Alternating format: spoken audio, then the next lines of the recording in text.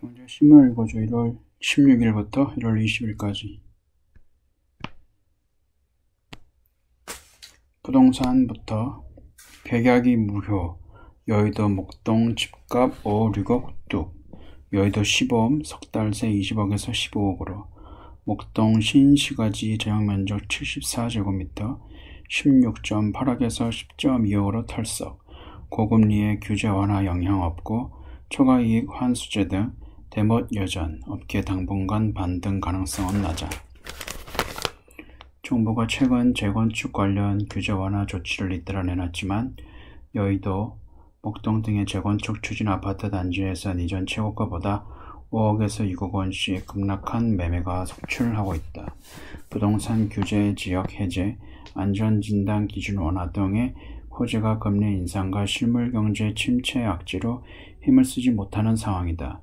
전문가들은 재건축 초과이익 환수제, 토지거래 허가제 등 대목 규제가 아직 남아 유망 재건축 추진 아파트도 가격 하락 압력을 피하지 못하고 있다고 분석했다. 여의도 시범 아파트 석 달 새 5억 원 급락. 21년 말 서울시의 신석 통합기획. 인허가 절차를 대폭 단축하는 재건축 재개발. 해당지로 선정된 시범은 서울의 대표적인 재건축 추진 아파트로 꼽힌다. 작년 11월 총 2,500가구 최고 65층의 아파트로 재건축하는 정비 계획이 확정됐다. 여의도동 A공인 관계자는 집을 사겠다는 사람이 끊기다시피 해 호가를 확 내린 급매물만 나가는 분위기라고 전했다. 양천구의 신정동 신시가지 14단지 전용 74제곱미터 9일 최고가 16억 8천만원, 21년 10월보다 6억 6천만원 낮은 10억 2천만원에 팔렸다. 이 아파트는 완화된 안전진단 기준에 따라 최근 양천구로부터 재건축 확정으로 변경된 1차 정밀 안전진단 결과를 통보받았다. 재건축 아파트값 반등 어렵다. 서울 강북권 재건축 최대호로 꼽히는 마포구 성산동 성산시형 전용 50제곱미터도 지난달 24일 7억 9천만원에 거래되며 이전 최고가 11억 2천만원, 21년 10월 대비 3억 원가량 떨어졌다. 성산시형은 재건축 추진 6년여 만인 올 1분기 4,823가구로 재건축하는 정비 계획안이 확정될 예정이다. 전문가들은 이단 규제 완화에도 고금리 여파로 주택 매수 심리가 극도로 위축돼 있어 당분간 재건축 아파트 값이 반등할 가능성은 낮다고 보고 있다. 한 건설사 정비사업 담당 임원은 안전진단 기준을 낮추고 규제 지역을 대거 푼 것은 환영할 만하다면서도 금리 인상으로 사업비 조달이 쉽지 않은 데다 전국적으로 미분양 주택이 늘고 있어 알짜 단지로 꼽히는 단지들도 사업의 속도를 내기 쉽지 않다고 지적했다. 송파 과천 속속 반등 바닥 계단신 하락. 헬리오시티 일주일 새 이력수 과천 레미안시로 2.2억 상승. 전방위 규제 완화 효과 주목. 부동산 게시판에선 집값 접점. 전문가들 낙폭 다시 커질 것. 중개업소에선 매수문이 늘어.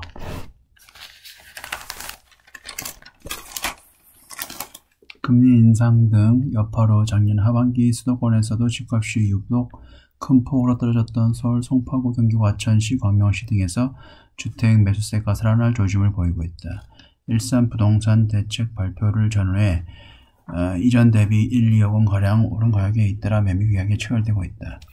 인터넷 부동산 커뮤니티에선 이런 실거래 사례를 근거로 집값이 바닥을 찍은 거 아니냐는 주장이 나오고 있다. 그러나 대다수 전문가는 급매물 중심으로 거래가 이뤄지고 있고 금리도 여전히 높아 당분간 집값 하락세가 이어질 가능성이 크다며 추격 매수는 신중할 필요가 있다고 지적했다. 잠실 주공 5단지 같은 경우에는 한 달 새 2억 원 반등. 송파구 아파트 매매 가격은 집값 하락세가 본격화한 작년 4분기 6.72% 내려 한강 이남 11개 구 중 하락률이 가장 높았다. 송파구 집값 하락을 이끌었던 가락동 헬리오시티 전용 84제곱미터는 지난달 중순 16억원까지 떨어졌지만 규제 완화 기대가 커진 지난 30일 17억 원에 팔렸다. 헬리오시티는 9,500가구가 넘는 대단지여서 일대 집값의 바로미터로 여겨진다며 집을 보러 오는 사람이 지난달보다 10배는 많아진 것 같다고 했다. 잠실동의 대장주인 엘리트에서도 거래가 늘고 호가가 오르는 추세다.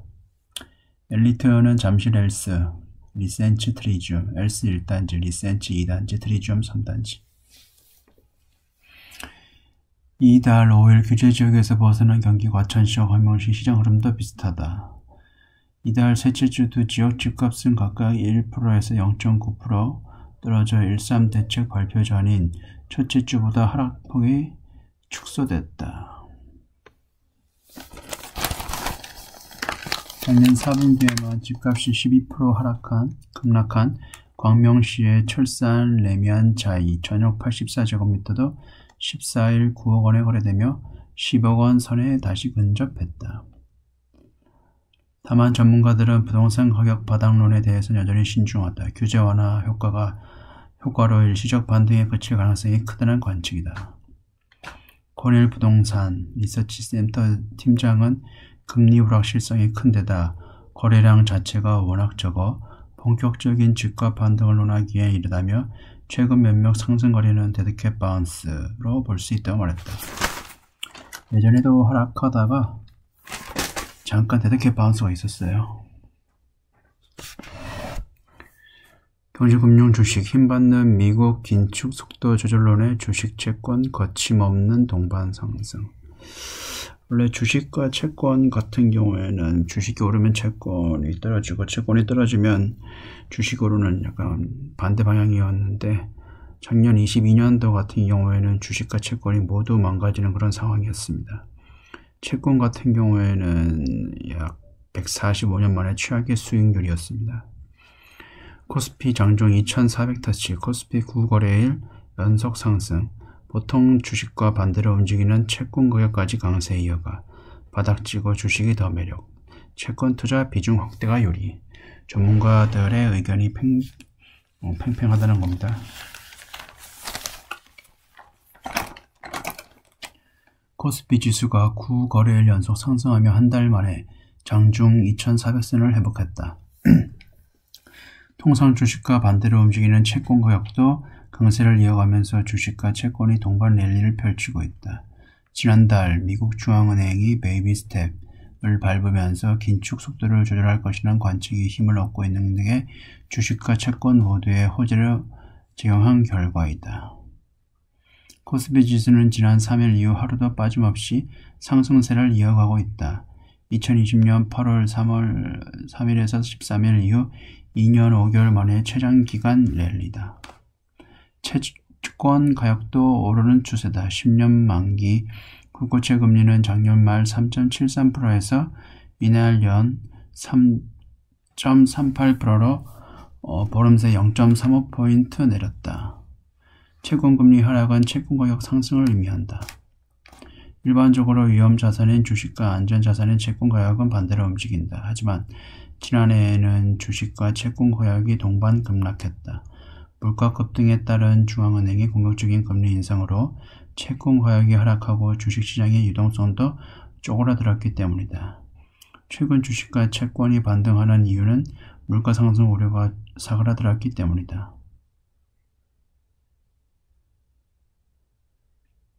인플레이션 정점론이 대두하면서 각국 중앙은행이 긴축 속도를 조절할 것이라는 전망이 확대되고 있다. 증권가에서는 당분간 주식과 채권이 같은 방향으로 움직일 것으로 보고 있다. 하지만 주식과 채권의 동반 랠리가 무한정 지속될 수 없다는 게 전문가들의 설명이다. 시장의 시선이 물가에서 경기 및 기업 실적으로 넘어가는 시점에 주식과 채권 가격 흐름을 차별화될 것이라는 분석이다. 현재 주식시장과 채권시장은 물가와 경기 사이클에 대한 시각이 다르다. 채권시장은 경기 침체 가능성을 높게 보고 있다. 미국 10년 만기 국채금리와 3개월 만기 국채금리의 격차는 지난해 10월 초 0.21포인트에서 이달 13일 마이너스 1.18포인트까지 벌어졌다. 정단기 금리 역전은 경기 침체의 전조 현상으로 해석된다. 주식과 채권 중 어느 쪽이 유명한지를 놓고도 전문가들의 의견이 팽팽히 맞서고 있다. 다음, 수출기업 어닝 쇼크 온다. 통신, 금융주로 대피하라. 무역 환경 악화로 실적 부진을 우려 4분기 이익 추정치 전년 대비 34% 하락. 증권과 통신, 금융 업종 주목할 때 하나 KB금융, SK텔레콤, LGU+, 수출과 무관하고 실적 흐름 경고. 국내 기업이 작년 4분기 어닝 쇼크 수준의 실적을 내놓을 것이라는 우려가 커지고 있다. 외국인 매수세에 힘입어 상승세를 타다가 최근 숨고르기에 들어간 국내 증시에 찬물을 끼얹는 것이 아니냐는 걱정이 나오는 이유다. 전문가들은 수출 경기에 비교적 영향을 덜 받는 금융 및 통신 업종에 주목할 필요가 있다고 조언하고 있다. 밸류에이션 부담 커진 코스피. 19일 금융정보업체 FN가이드에 따르면 증권사 전망치가 존재하는 상장사 252개의 지난해 4분기 영업이익 추정치 합산액은 30조로 집계됐다. 1개월 전 추정치 38조 원에 비교해 21%, 약 8조 원 넘게 금액이 쪼그라들었다. 어닝 쇼크 강도가 커질 것이라는 예상이 되면서 한동안 오름세를 보이던 국내 증시에도 악재가 될 것이라는 예상이 나온다. 이익 전망은 하향됐지만 증시는 오르면서 코스피 지수 전체의 밸류에이션 실적 대비 주가 부담스러운 상태가 됐기 때문이다. 코스피 지수의 12개월 선행 주가 수익 비율 PER은 작년 10월 초 9.3배 수준이었으나 이달 18일 기준 12.1배로 상승했다. 유동성 장세로 코스피 지수가 고점에 다다르던 21년 6월과 비슷한 수준이다. 대내외 무역 환경이 악화하면서 전체 수출 규모가 줄어드는 점도 우려를 키우고 있다. 수출 영향 적은 금융, 통신이 대피처.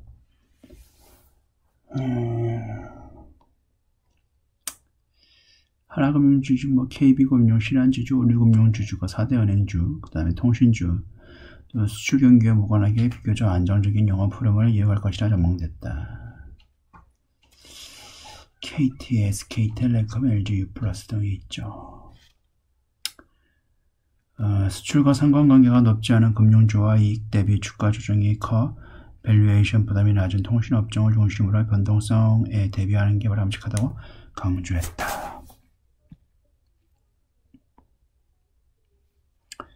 총안면 국채금리 기준금리 아래로 역전, 시장은 연내 인하에 베팅, 1년물 빼고 모두 역전, 금리 인상 사이클 종료를 인식, 인하 시기 상조, 이창용 발언에도 마지막 금리 인상으로 받아들여. 한국 금리 같은 경우에는 터미널 레이트를 한 3.5%로, 그 다음 미국 같은 경우에는 현재 지금 4.5%인데 아마 5% 정도 아니면 5.25% 정도를 예상하고 있습니다.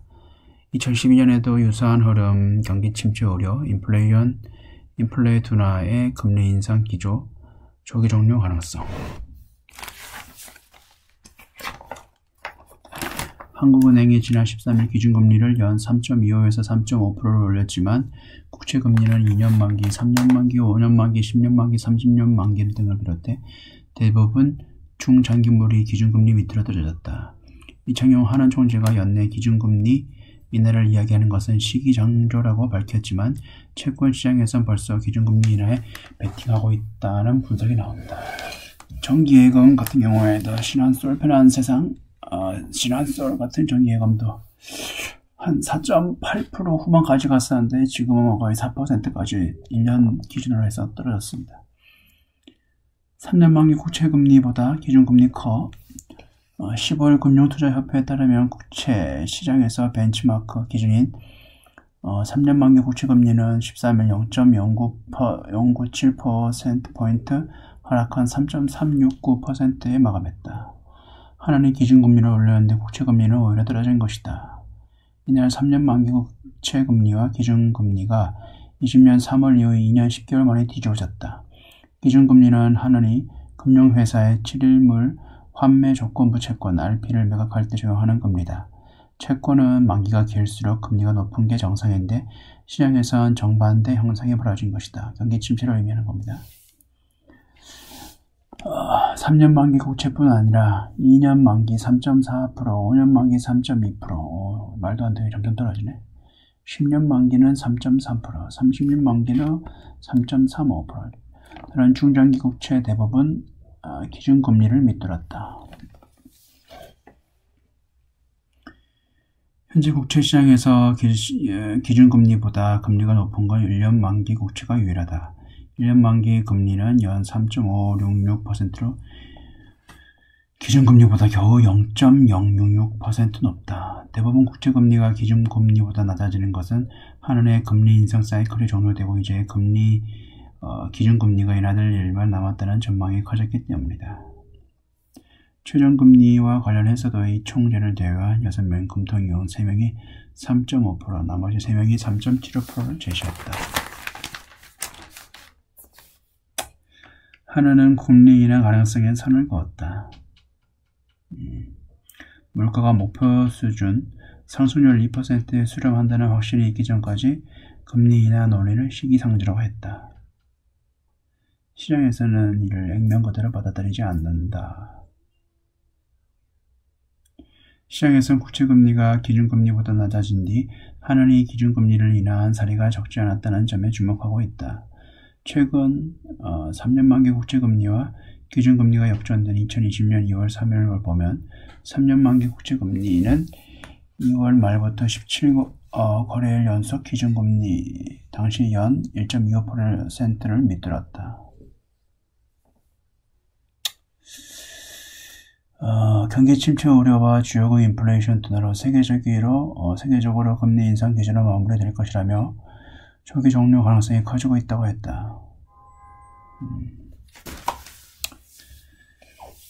저성장 고착화된 중국 부동산 수출 부진 인구 감소 3대 악재의 발목 연말에야 풀린 고강도 방역 여파 연 성장률 목표 5.5% 크게 미달 4분기 2.9% 3분기 반등 후 꺾여 중국 지도부 민간 경제 활성화 추진 빅테크 압박 마무리 신호도 올해 목표치도 5% 이상 내걸다.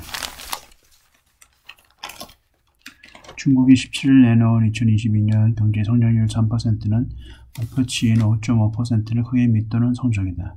제로 코로나로 불리는 강력한 방역과 경제의 30%를 차지하는 부동산 시장 냉각, 민간 경제 활력 저하, 수출 부진 등 다양한 요인이 복합된 결과로 분석된다. 올해는 리오프닝으로 작년보다 나아질 것으로 전망된다. 하지만 글로벌 침체와 인구 감소 등의 악재가 여전히 강한 반등을 기대하기 어렵다는 관측이다.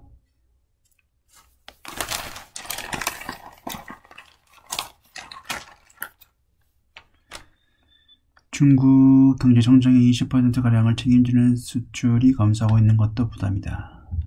올해도 성장 5% 성장 목표 예상. 국제기구와 글로벌 금융사들의 전망을 엇갈린다. 일부 투자은행은 위드 코로나만으로도 중국 경제가 강하게 반등할 것이라고 본다고 했다. 시티그룹과 모건 스탠리가 대표적이고요. 반면 세계은행, IMF 등은 국제기구들은 신중하게 접근하고 있다. 네. 지금까지 시청해주셔서 감사합니다.